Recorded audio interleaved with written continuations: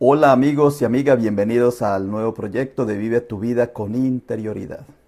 Este es un programa espiritual que te ayuda a encaminar, a descubrir tu vida interior, a tomar conciencia, a despertar. Eso es lo que pretendemos nosotros, que tú sepas por qué estás aquí y para qué estás. Que no vivas tu vida así de manera espontánea, mecánica, sin saber el propósito tuyo, porque todos tenemos un propósito, lo tienen las plantas, los tienen los animales, los tienen toda la naturaleza. Hay un propósito, las estrellas, el universo, todo tiene un propósito de vida.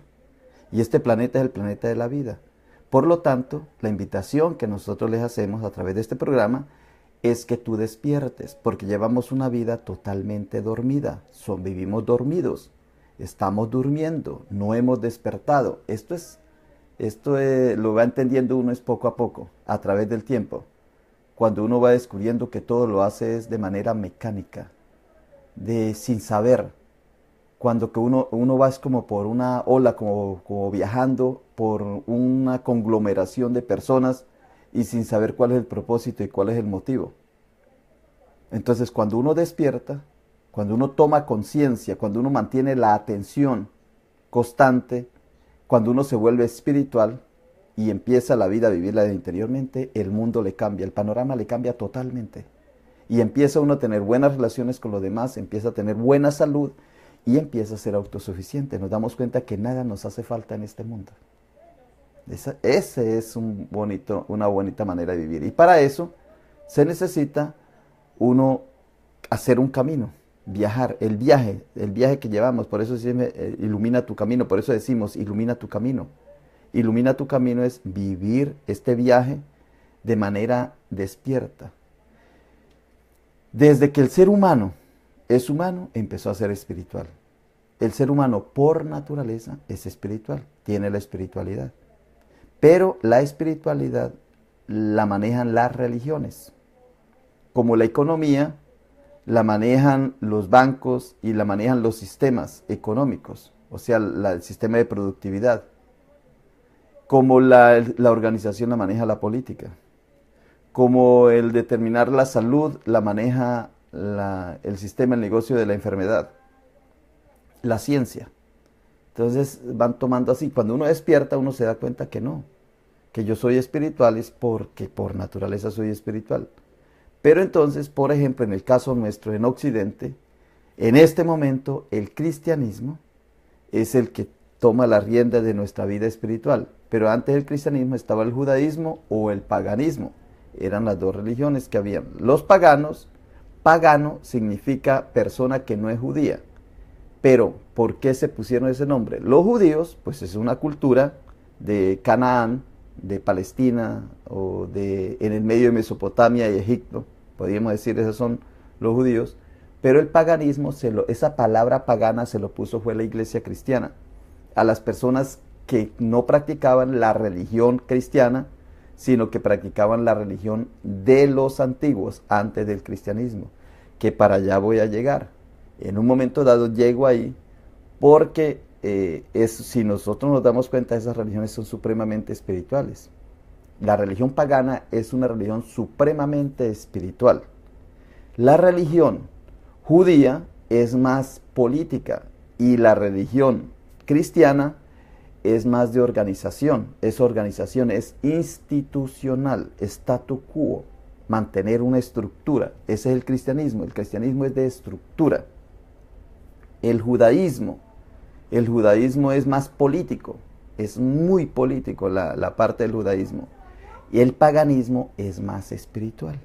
El paganismo es más espiritual, pero como en este momento no he podido llegar hasta lo profundo porque voy metiéndome. Entonces en este momento les estoy explicando lo del cristianismo, cómo se formó el cristianismo, cómo fue que se creó el cristianismo. Cómo pasar de una idea, de un ungido que pensaban que iba a llegar, los judíos pensaban eso, los romanos pensaban que iba a llegar un ungido, una persona que iba a traer la paz, los judíos pensaban que iba a llegar el Mesías, los romanos pensaban que iba a llegar alguien que les iba a traer la paz, y los dos en búsqueda de esa paz es que nace el cristianismo. nace el cristianismo, como, y de luego se va volviendo una organización. El cristianismo es organizativo, es un movimiento organizacional. El cristianismo es organizado, es estructurado, se crea en un imperio. Por eso, también podríamos decir que tiene que ver con política, con economía, con ciencia, con religión, con todo eso se puede estructurar, se puede identificar, pero yo el cristianismo lo pongo más como estructura. Nace como como una constitución, como la constitución de un país, porque por eso está el Evangelio, por eso están las cartas de Pablo, y de ahí se estructura todo en la iglesia. Y si uno lee el Evangelio y mira las cartas de Pablo, ahí no aparece ninguna estructura. Ahí no es capaz uno de estructurar nada, porque es un movimiento, ahí está la parte solamente espiritual. Y entonces, ¿por qué la iglesia? ¿Por qué el cristianismo es una estructura? Todo, porque se formó la iglesia, porque tiene pastores, tiene jerarquía. Y en el pentecostalismo, que era como la esperanza, el movimiento en esta época, que iba a salir de todo también. Y ahorita más, si en la iglesia católica se castigó el nepotismo es cuando el rey le dejaba en herencia a su hijo, y ese hijo al otro hijo, y era por familia, la monarquía. Vimos que la iglesia hoy día está en lo mismo.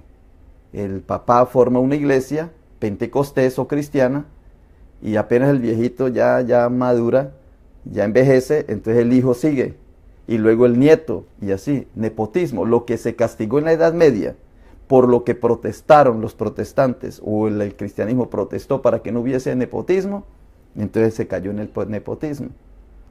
O sea, y bueno, y más cosas, pero solamente un puntico ahí para decirles. Ahora, el propósito mío en este momento es llevarlos por la historia. Solamente les quiero hablar de la parte histórica, que es maravilloso. Yo digo que no hay cosa más atractiva, más maravillosa, espectacular que la historia de la iglesia, o la historia del cristianismo, como lo queremos llamar. Porque ha caído en lo más bajo, en lo más vil, de lo más terrible del ser humano, y ha llegado a momentos de más nobleza. Es bonito, hermoso, bello, lo más noble, lo más alto de la espiritualidad. Ha pasado así, de lo más bajo a lo más alto, y vuelve y cae, y vuelve y se levanta. La historia de la iglesia, llevamos 2000 años. Lo que me apasiona a mí de esto es cómo se fue formando, cómo se formó el cristianismo, la iglesia, lo que tú tienes, lo que tú crees, cómo se formó. Y entonces voy a hablarles de eso en el día de hoy. Muy bien, voy a pasar ya a la cámara. Muy bien, el programa, como siempre lo recuerdo, se llama Ilumina tu camino. Tú eres el camino, tú eres la iluminación. De eso no se te puede olvidar. Y el propósito es vivir el viaje interior. Por eso digo, ilumina tu camino, viviendo con propósito el viaje interior de tu vida. Muy bien. La pregunta que nos hacemos, o la inquietud, es ¿cómo una idea de una espera del ungido para construir un reino se convirtió en una institución llamada iglesia? ¿Cómo fue eso? ¿Cómo es? Y yo me pregunto, ¿cómo es que muy pronto, en el siglo I, cuando empieza el imperio romano, como imperio, fue unos añitos antes de nacer el cristianismo? Fue muy poquito. El imperio romano empieza más o menos en el año 60 antes de Cristo, pongámoslo, año 50 por ahí. Y luego en el siglo primero, en el año primero, o sea que 50 años después ya está el cristianismo funcionándose. ¿Por qué eso? Esa es la respuesta que yo les voy a dar. Porque el imperio romano era todo esto. No nos podemos salir de esta parte bien bonita. Mire, Egipto está acá. Para acá está Mesopotamia. Aquí está Palestina, lo que los romanos llamaron Palestina. Aquí queda Grecia, Italia, la parte norte de Italia. está Francia, Alemania, Inglaterra, España, Marruecos, Cartago, esta parte muy importante, Alejandría por acá y Egipto. Muy bien. Entonces, este era el Imperio Romano. En el Imperio Romano, él llega acá y ataca, llega acá, ataca, ataca y todos ceden. Todas estas personas ceden al imperio para pagar impuestos, para vivir de acuerdo al imperio, menos este grupito de acá. La tesis mía es por qué este grupo de acá, que nosotros llamamos los judíos, por qué ellos no cedieron. Póngame atención en esto. Porque este pueblo había creado una historia escrita y se la había transmitido a los hijos. Que hubo una época en que Dios lo sacó de Egipto con mano fuerte. Dios lo sacó de Egipto con mano fuerte. Hubo otra época en que Dios los sacó de Babilonia con mano fuerte. Ahora, ¿cómo no los va a sacar de Roma con mano fuerte? Ve la historia. Pero escrita. En la vida real no existió ninguna salida de los judíos de Egipto, ni ninguna salida de los judíos de Babilonia, como está en la Biblia. No existió, eso eran historias que ellos creaban. En la vida real, de verdad, en la vida real no existió ninguna salida de Egipto, ni ninguna salida de Babilonia. Pero como ellos lo contaron en la historia, entonces ellos de manera positiva, de manera real, ellos querían literal, ellos creían que era cierto, entonces empiezan a luchar para que Dios los libere del Imperio Romano con la esperanza de que iba a venir el Mesías, el Mesías, el que sacó con mano fuerte de Egipto y el que sacó con mano fuerte de Babilonia. O sea, era esos escritos. En la vida real no pasó eso. Hace poco, como yo les cuento, un pastor se metió en la boca de los leones, allá en la jaula de los leones, en un zoológico. Se metió porque la Biblia dice que Daniel se metió en la jaula de los leones y Dios lo libró. Otro se metió en una fogata a ver si salía vivo, si salía, y se quemó, se chamuscó. Porque en Daniel dice que Daniel y los otros varones estaban en las llamas y no se quemaron. Historias, eso es narraciones para contar la fuerza y el poder divino de Dios. Es un mito, una narración, una leyenda. Pero el pueblo judío que estaba acá, ellos creían en lo que contaba la historia escrita de Egipto y contaba la historia escrita de Babilonia, de aquí arriba. Ellos estaban en la mitad, por lo tanto, Roma tenía que salir. Y eso es lo que les voy a contar en el día de hoy. De eso les voy a hablar en el día de hoy. Entonces, voy a contarles lo siguiente. Vamos para allá. Si tienen alguna pregunta, me la pueden hacer. Ustedes me la pueden hacer y yo les respondo, porque en esto pues quedan muchos vacíos. Antíoco IV Epífanes, que gobierna entre el año 175 y 164 a.C., era rey de Siria. Siria es por aquí. Vea, por esta aquí dice Siria, mire. Él era rey, pues más, un campo más amplio. Él era rey de Siria y se enfrenta a los asídeos, que son sacerdotes, escribas y gente sencilla del pueblo. ¿De cuál pueblo? Pues del pueblo de Canaán, aquí donde estaban los judíos. Canaán es toda esta región. Y aquí se formaron los fenicios. Aquí se formaron los judíos. Canaán era un pueblo rico, o sea, más o menos rico porque estaba en el medio de la riqueza de Egipto y de Babilonia. Entonces ellos eran más o menos ricos o vivían de las obras de la riqueza de estos, y el que se arrima A buen árbol, buena sombra le cobija, y que se hace a los buenos, aprende a ser uno de ellos. Entonces, claro, como estaba en la mitad, porque estos caminaban de arriba para abajo, de arriba para abajo, y en la mitad estaba Palestina, como siempre lo digo, esa concepción no se nos puede acabar, ellos habían aprendido. Si aquí había porcelanas y eso, y pasaban la porcelana de Egipto a Babilonia, y de Babilonia a Egipto, pues alguna cosa agarraban los palestinos. Entonces, los de Canaán eran favorecidos en ese sentido, ni eran de allá ni eran de acá, pero disfrutaban de las dos. Eso que eran esclavos aquí, que eran esclavos allá, eso es una historia. Historia narrada, bonita, hermosa, bella historia de Dios. Porque los egipcios tuvieron que hacer pirámides para demostrar la creencia de Dios. Los babilónicos tuvieron que hacer estatuas grandísimas, hasta de 50 metros de altura. Hicieron hasta una torre para llegar a Dios, para poder mostrar la belleza de Dios. Pero los de Palestina, los judíos, fueron más avispados, más inteligentes, más astutos. No tuvieron que gastar en pirámides, claro, no tenían, ni tuvieron que gastar en estatuas grandísimas, sino que escribieron una historia narrada, una leyenda. Hermoso, hermoso esto. Como Dios dice, Dios se presentó, se manifestó de muchas maneras a los seres humanos, y últimamente lo hizo a través de su Hijo, del logos, de la palabra, del logo, la palabra.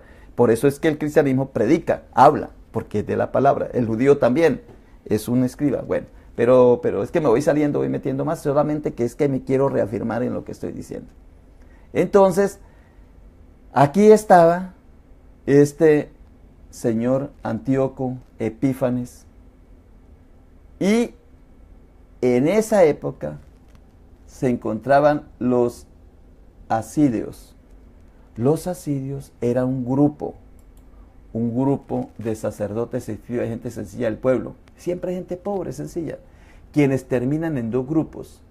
En la guerra que le metieron a Siria, o sea, a Epífanes, Antíoco Epífanes, en la guerra, y como él llegó a matarlos, esta gente llegaba a acabarlos, entonces terminaron en dos grupos, los fariseos y los esenios.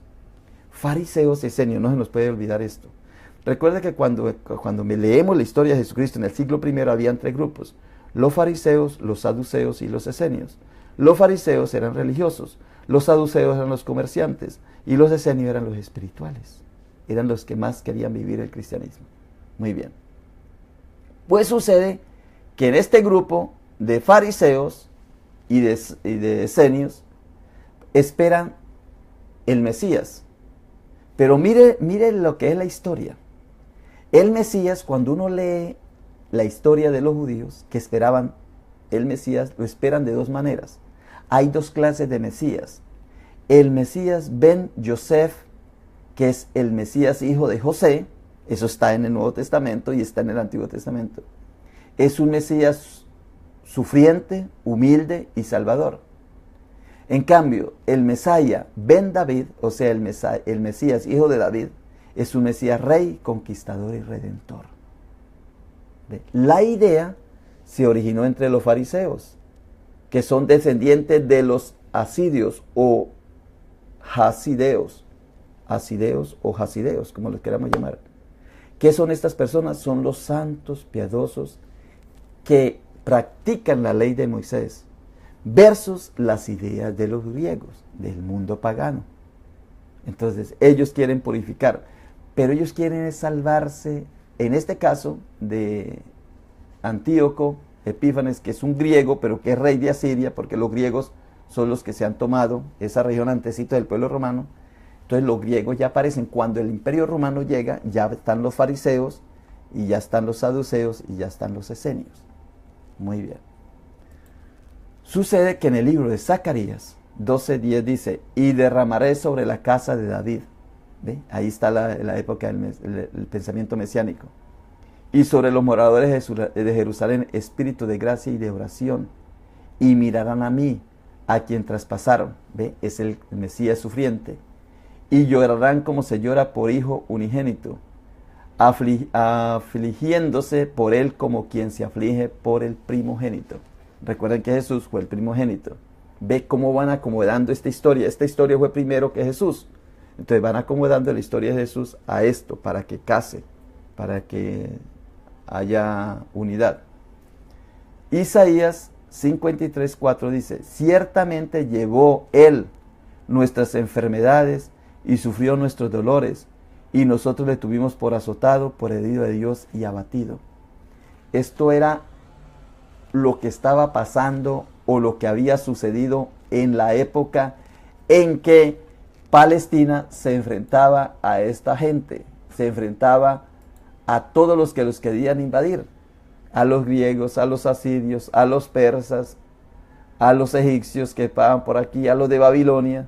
Entonces todos los que pasaban por aquí los manoseaban. Entonces ellos siempre luchaban para que hubiese alguien que los sacara. Pero ciertamente llevó Él nuestras enfermedades. ¿Qué quiere decir? Que eso ya había pasado, porque es historia. O sea, ya alguien había sufrido, había luchado, había peleado. Pero cuando nosotros como cristianos, entonces decimos que esa era la profecía que Isaías tenía para cuando viniera Jesús. No, no es así. Eso ya había sucedido. Lo que pasa es que cuando están montando las escrituras del Nuevo Testamento, cuando las están escribiendo, entonces tienen que los romanos hacer que eso case, que eso empate, para poder mantener, para que los judíos acepten el Mesías de ellos. Pero como vemos, los judíos no lo aceptaron, unos poquitos nada más, que les convenía hacer negocio con el pueblo romano. Muy bien, aquí hay otro escrito. En Miqueas 5:2 dice, pero tú Belén, Belén significa casa del pan, Efrata, fecunda, tú Belén, Efrata, así es como dice. Entonces yo puse entre paréntesis qué quiere decir cada una de las palabras. Belén, casa del pan, Efrata, fecunda, pequeña para estar entre la familia de Judá, de ti me saldrá el que será Señor en Israel, y sus salidas son desde el principio, desde los días de la eternidad. O sea que está en espera aquí en Judea.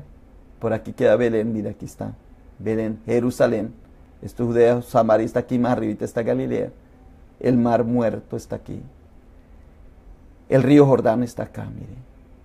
Entonces, todo esto, hay un deseo que como David había salido de Belén, David había nacido aquí en estas tribus, entonces había una esperanza que viniera otro parecido a David, a salvarlos, a derrotar al pueblo romano o a los griegos que los estaban invadiendo. Muy bien. En Isaías 8:7 dice, por tanto he aquí el Señor va a traer sobre ellos las aguas impetuosas y abundantes del Éufrates, es decir, al rey de Asiria, donde toda su gloria, que se saldrá de todos sus cauces y pasará sobre todas sus riberas. Mire, que cuando nosotros leemos este texto, pensamos que Isaías se está refiriendo a Roma. No. La profecía de Isaías está refiriendo a la época en que ellos tuvieron que luchar, porque mira, aquí en los verdecitos se ve, era el paso normal. Egipto, Babilonia, era el paso. Entonces había controversia, había peleas, robos, atracos, lo mismo que hoy día hay. Lo mismo que están peleando hoy día. Sacar al uno de una parte, sacar al otro. Muchos querían vivir acá y otros no querían, y así. La misma pelea por terreno. Entonces ellos querían vivir aquí tranquilos, pero siempre pasaban los de Egipto para arriba y los de Babilonia. Era una zona de comercio porque para acá era desierto, era baldío, entonces tenían que pasar por aquí, por Jerusalén, por los judíos. Y ellos aprendían también. Pero mire que la profecía es de Éufrates, no es de los romanos. Está hablando de Babilonia. Está hablando de Asiria, mire. Del pueblo de Asiria.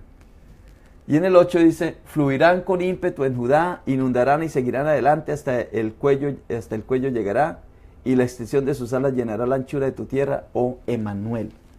Emanuel es un título, no es una persona. Emanuel es Dios con nosotros. Es una actitud, es una virtud, es un don. Pero cuando nosotros creemos que Emanuel, entonces decimos es Jesucristo. A no ser que nosotros espiritualicemos tanto la figura de Jesús, que ya no es una persona, ya no es un ser humano, ya es la parte espiritual. Y está bien, en eso me parece correcto. Ya es la parte que nos alimenta nuestro espíritu. Muy bien. Aquí tenemos otro pasaje de Isaías. Dice 7:14, por tanto el Señor mismo os dará una señal. He aquí una virgen concebirá y dará a luz un hijo y le pondrá por nombre Emmanuel. ¿Ve? Dios con nosotros, le pondrá por nombre. O sea que es como la categoría. Le pondrá por nombre el rey de los judíos, le pondrá por nombre el Mesías, el Salvador. ¿Ve? Dios con nosotros, Emmanuel, Dios con nosotros. Ese le pondrá por nombre. Comerá cuajada y miel hasta que sepa lo suficiente para desechar lo malo y escoger lo bueno. Que Jesús no comió miel y hasta que creció. Porque antes de que el niño sepa desechar lo malo y escoger lo bueno, la tierra de los dos reyes que tú temes será abandonada. ¿Cuáles son los dos reyes?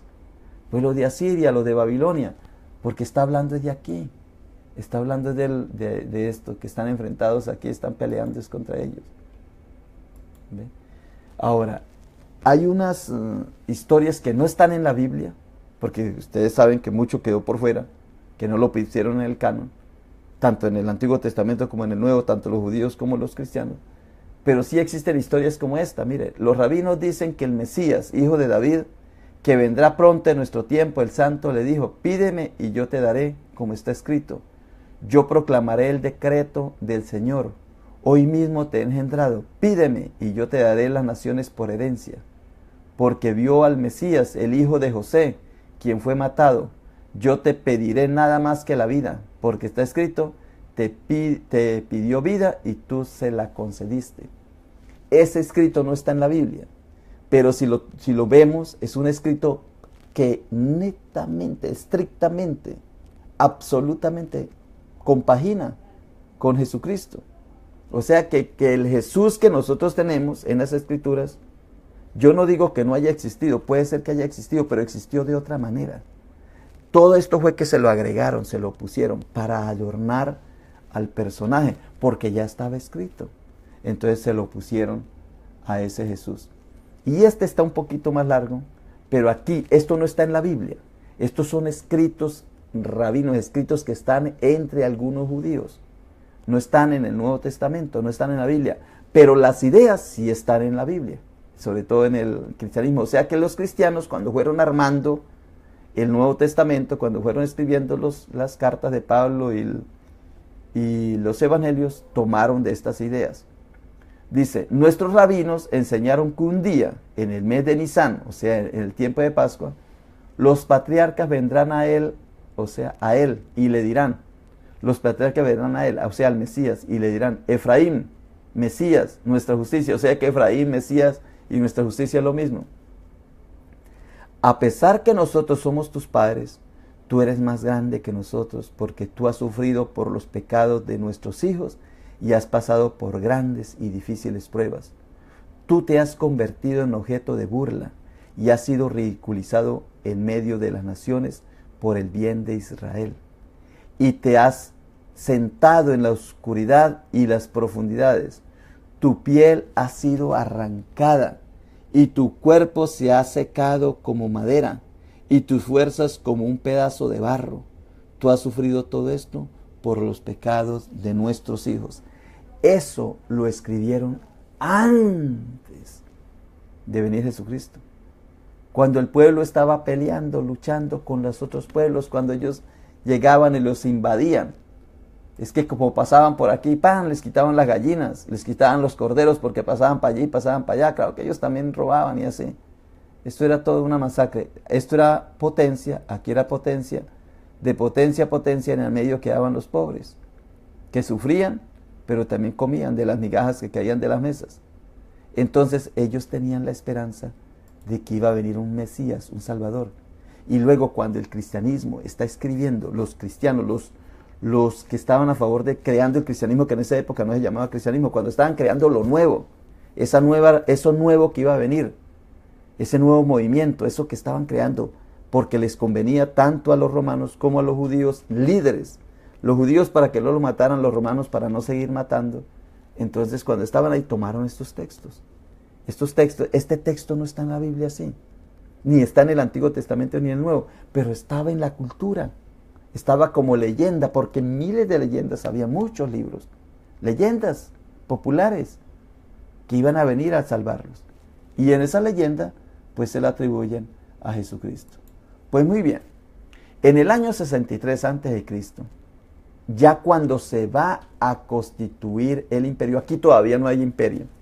Por eso es que yo siempre digo, ¿cómo es que en tan poquito tiempo, vea, aquí no hay imperio porque Pompeyo simplemente fue un militar, era una república. ¿Y cómo es que apenas se forma el imperio, inmediatamente empieza a surgir la idea del mesianismo, del cristianismo? O sea que eso nace junto con ellos, nace porque conviene. Entonces voy a contarles esta historia. Sucede que en el año 63 a.C., Pompeyo conquistó a Canaán. ¿Qué es Canaán? Donde estaban los judíos. Y la dividió en 5 distritos, bajo jurisdicción de un Sanedrín. Recuerda que dicen que el Sanedrín, que eran los judíos, nosotros lo tomamos como algo muy importante. No, son los gobernantes romanos los que están ahí poniéndole presión a los judíos, organizando a los judíos, para que no los ataquen, para que no se dejen matar, para que no sean belicosos, y porque eran suicidas prácticamente. Ellos con piedras y palos, y los romanos con lanzas y caballería y todo ese ejército, pues se hacían matar. Entonces, para que no sean revoltosos, entonces esto los organizaban. Entonces Pompeyo conquista Canaán, los convence y monta un Sanedrín. Nosotros pensamos que el Sanedrín era de los judíos. El Sanedrín era de los judíos, pero porque lo organiza el pueblo romano, el gobierno romano. Y nombró sumo sacerdote a Juan Hircano II. O sea, lo nombraba. El sumo sacerdote fue siempre nombrado por los romanos.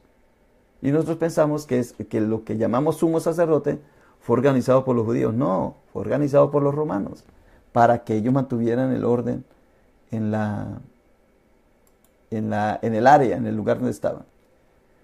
Bueno, hubo una primera guerra civil y sucede que Cayo Mario y Lucio Cornelio Sila se enfrentaron. Guerra civil entre los romanos.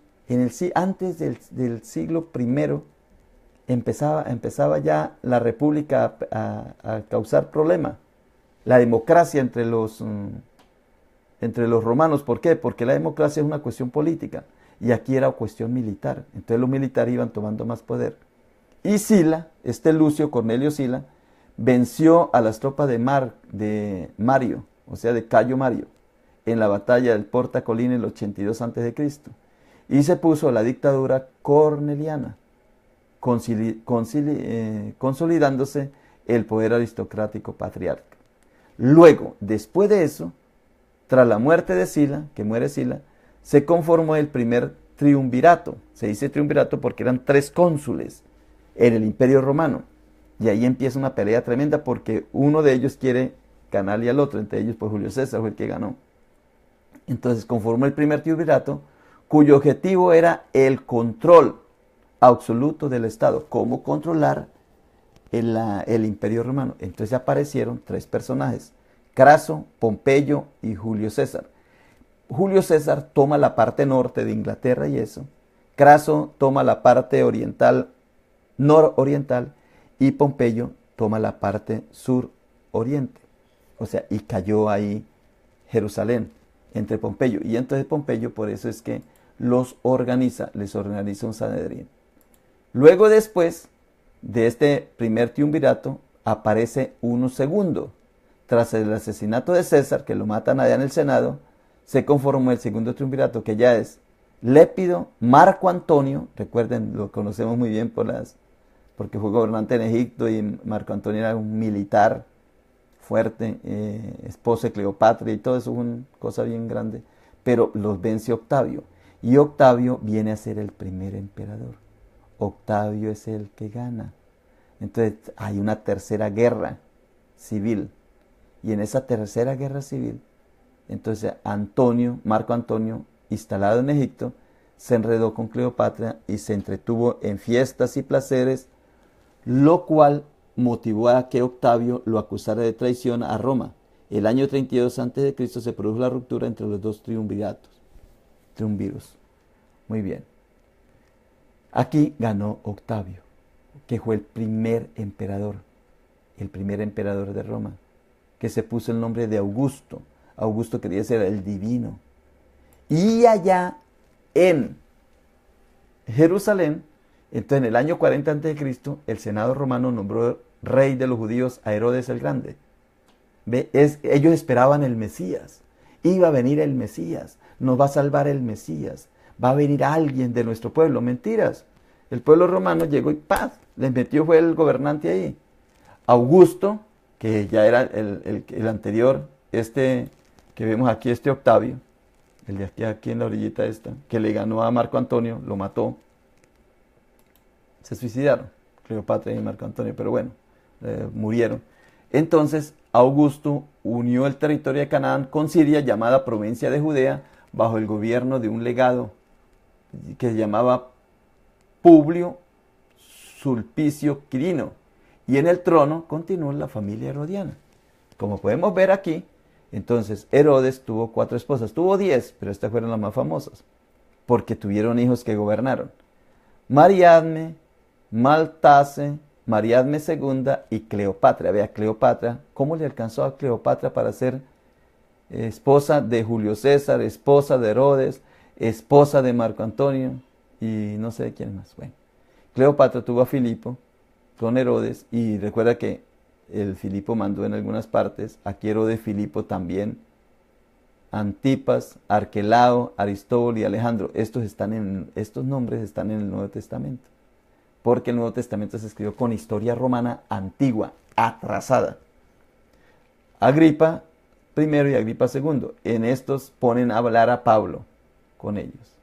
Muy bien, pero aquí lo que yo quiero mostrarles es cómo quien está organizando a los judíos es el pueblo de Roma. Muy bien. Luego venimos que en el año 66, o sea, ya después de la nuestra era, es decir, de la venida de Cristo, pero Jesucristo no ha venido, ahí todavía no se ha gestado Jesucristo, pero supongamos que ya, porque como esto lo organizaron fue después el tiempo que nosotros decimos año 1, 2, 3, el 2017 eso es convencional. Pero en el año 66 de nuestra era, ya llevaba más o menos un año el imperio, un poquito menos, un siglo, perdón, el imperio.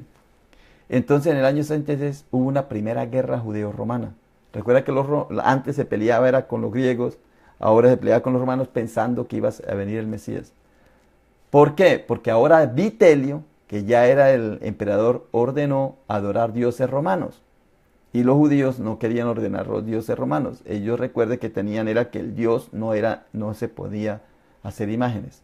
Vespasiano, ese ya es el año 68, 69. Vespasiano y después su hijo Tito fueron enviados a sofocar la revuelta. Y en Jericó cayó. Recuerda cuando hablan de que las torres de Jericó que cayó en el Antiguo Testamento. No, eso nunca cayó en la época de los judíos. Esa historia que está en el Antiguo Testamento, de que Josué conquistó y que Jericó dando vueltas allí cayó, eso es una historia narrada. Eso es una historia, porque no había en esa época Jericó, no existía Jericó. Jericó fue formado por los romanos, lo crearon ellos, lo organizaron ellos, para darle vida a los judíos. Pero entonces, después que los judíos pues estaban revoltosos, estaban peleoneros, entonces los atacaron. Entonces en la época de Vespasiano, entonces fueron y atacaron a Jericó, cayó en el año 68, Jerusalén en el 70 y Masada en el 73. Esta historia de Masada es bien dolorosa, bien triste. ¿Por qué? Porque en Jericó pues llegaron y la gente estaba allí y los atacaron. Entraron a Jericó, rompieron la muralla y entraron. Muy bien. En Jerusalén, pues hicieron lo mismo. Llegaron, rompieron la muralla, entraron por la puerta y los masacraron. Pero ya en el año 73, en Masada, Masada es cerquita al mar Muerto, ahí en el mismo territorio de Judea. Masada sucede que allí fueron a refugiarse unos 100 judíos con sus niños y sus esposas.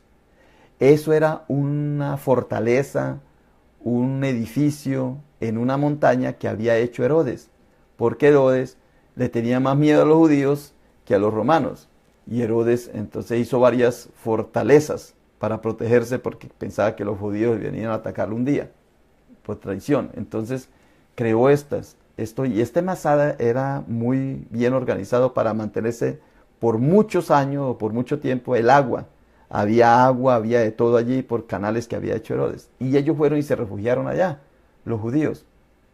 Entonces los romanos, entre ellos Tito y los que le dije de los judíos que ya se habían pasado al romanismo, toda esa gente empieza a atacarlos a Masada. Es una historia muy hermosa que si ustedes van a YouTube o van a un libro de historia, a la biblioteca, donde ustedes quieran conseguir información de Masada, es dolorosísima, porque ellos van y se refugian allá y los romanos llegan y hacen una rampa para atacarlos. Cuando llegan allá y los atacan, y en el día les meten candela para que se queme la parte de la muralla que tenía madera, al otro día, ya de día, cuando llegan y entran, las 100 personas estaban muertas, se habían suicidado. Los padres habían matado a sus niños, a sus esposas, y ellos mismos se habían suicidado. Eso empezó a cambiar la mentalidad del pueblo romano, de los soldados romanos. Eso conmovió. Por un lado, los conmueve que no se dejaron matar por ellos. Segundo, pues qué honor iba a tener el militar romano, que era el que tenía que ir a acabar y enfrentarse. Él venía, era héroe si se enfrentaba a pelear. Aquí no había ningún enfrentamiento. Eran personas que se suicidaron en vez de estar bajo el imperio romano. O sea que ya había una espiritualidad, había una espera de alguien que los venía a salvar. Ya habían cambiado su mente. Entonces, aquí empieza a gestarse algo. Ya empieza a crearse algo espiritual, algo noble. Porque dice, ¿cómo vamos a seguir matando a esta gente? Es mejor que no se dejen matar. Vamos a crearles el Mesías. Decirles que ya llegó el Mesías. Y nosotros también vamos a decir que ya llegó el que nos va a traer la paz. Por eso vinieron después los 5 emperadores. Después de Vespasiano, Tito y Domiciano, vinieron los 5 emperadores. Adriano y compañía, para traer la paz. Esta es una parte conmovedora y es una parte donde posiblemente empieza a gestarse lo que llamamos cristianismo.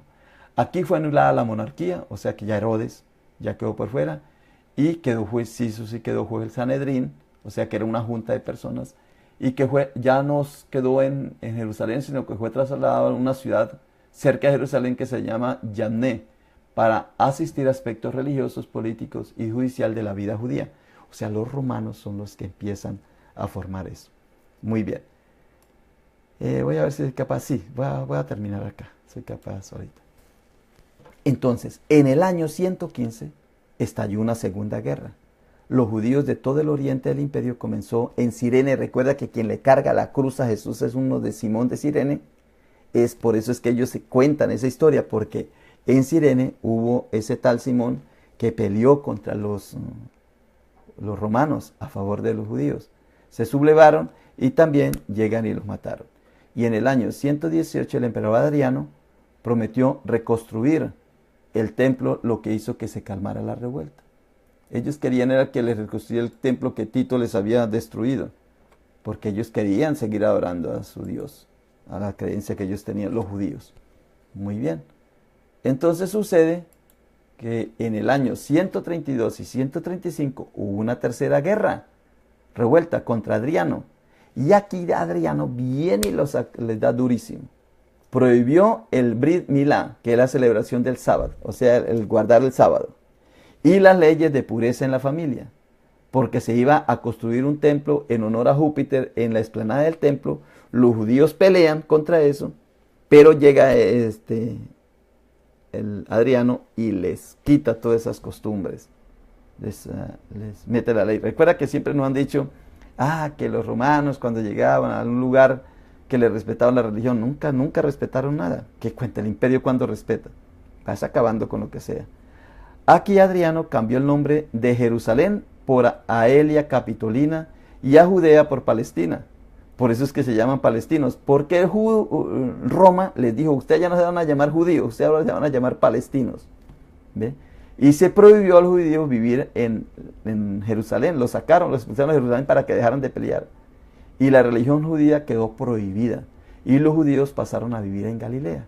Por eso cuando ponen en el escrito en el escrito, esto es una historia, ponen en el escrito bíblico del Nuevo Testamento, que Jesús viene de Galilea, entonces dicen, y de Galilea puede venir alguien bueno, porque los judíos están allá en Galilea. Porque quien escribe, esto se nos tiene que quedar claro, quien escribe el Nuevo Testamento y quienes escriben las cartas de Pablo no son judíos, son romanos. Romanos que ponen mal parados a los antes de ellos, o sea, a la dinastía anterior a ellos, para decir que los de ellos son buenos, y ponen mal parado a los gobernantes judíos, para que puedan salir y dicen, ahora sí viene algo nuevo, viene la renovación. Muy bien, para terminar por hoy, entonces, por orden de Roma, la autoridad de la religión judía dejó de ser sacerdotal y pasó a los rabinos. Los rabinos son los maestros.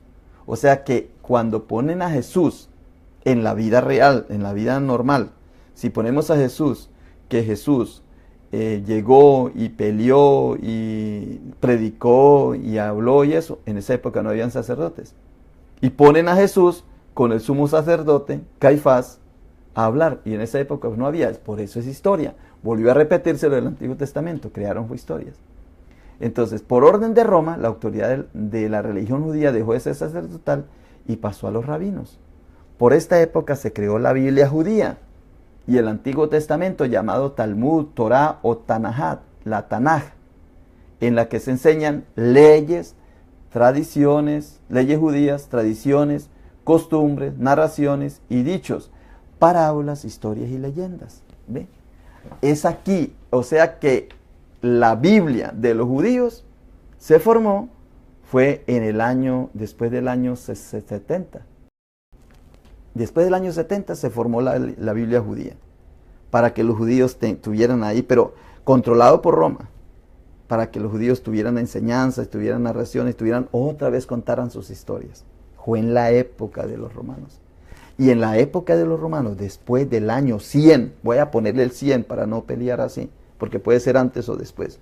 Después del año 100 es donde se empieza a gestar. Después del año 100 de nuestra era es donde empieza a crear la historia del cristianismo. Es donde se empieza a crearse los evangelios. Después del año 100. Se empezaron a narrar cosas, a escribirse cositas, para que calmar a los judíos, para decirle, mire, ya les llegó el Mesías.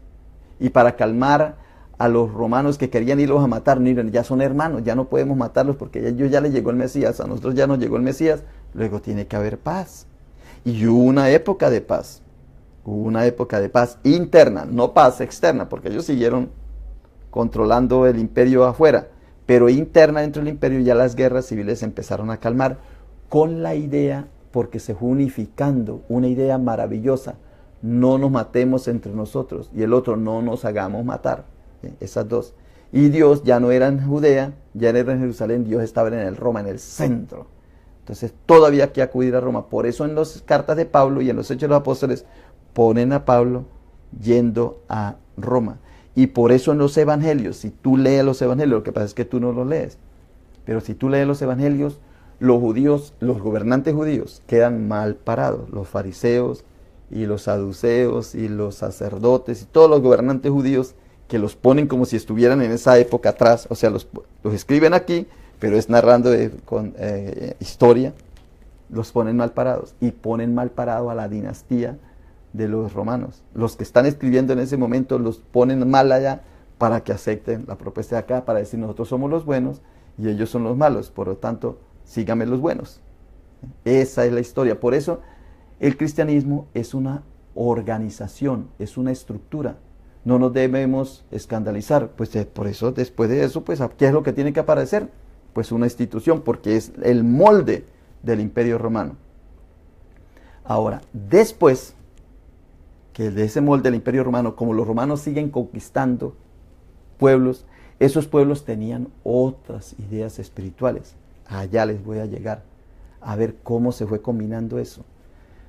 Todo esto se los cuento, me dicen ustedes, ¿para qué nos cuenta esto? Háblenos de la espiritualidad. Sí, es verdad. Es cierto, quedémonos solo en lo espiritual, pero tenemos que saber nuestra historia, tenemos que conocer de dónde venimos. Nuestra madre, nuestra abuela, nuestras tatarabuelas, haya sido como haya sido, tenemos que conocerla para saber quiénes somos en este momento. Muy bien, Pues por hoy me despido. Mañana tengo otros proyectos buenos para enseñarte. Pase este mensaje, compártalo con otros, que va a ser de bendición para tu vida, para que despiertes, para que te des cuenta que en la vida esta lo que vale es la vida. En esta existencia lo que vale es la vida. Y tú peleando por allí, peleando por allá, cuando muchas veces no vale la pena. ¿Por qué? Porque lo importante es respirar, lo importante es buenas relaciones, tener buena salud y ser autosuficiente. Bueno, muy bien, por hoy bye bye. Me despido.